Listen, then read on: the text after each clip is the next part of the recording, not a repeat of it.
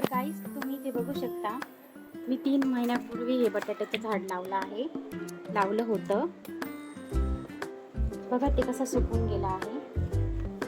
तर आता याची हार्वेस्टिंग करण्याची वेळ आली आहे. तर आपण याची हार्वेस्टिंग करूया. तर मी हे बटाटे एका गोणीमध्ये लावले होते. अशी मोठ्या जागेतच लावायचे आहे बटाटे. इथे आमच्याकडे जमीन नाही आहे, त्याच्यामुळे मी गॅलरीतच ही गोणी ठेवली होती. तुम्ही बकेटमध्ये सुद्धा लावू शकता. तर आपण हे असं कट करून घेऊया.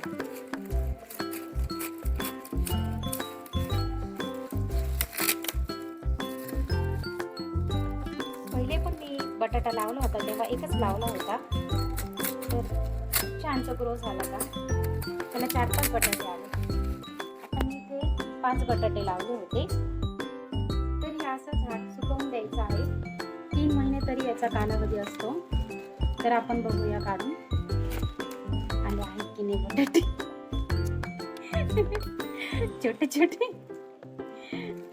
छोटे बटाटे आले. बघूया आपण खोलून.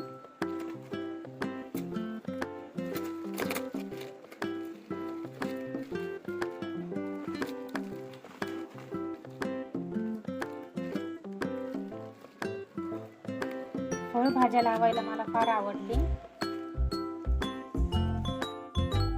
तर काहीच आपल्याकडे इथे 4 मोठे बटाटे आहे आणि 2 छोटे. तर काहीच तुम्हाला व्हिडिओ आवडला आहे का? कमेंटमध्ये नक्की सांगा आणि सबस्क्राईब करा. थँक्यू.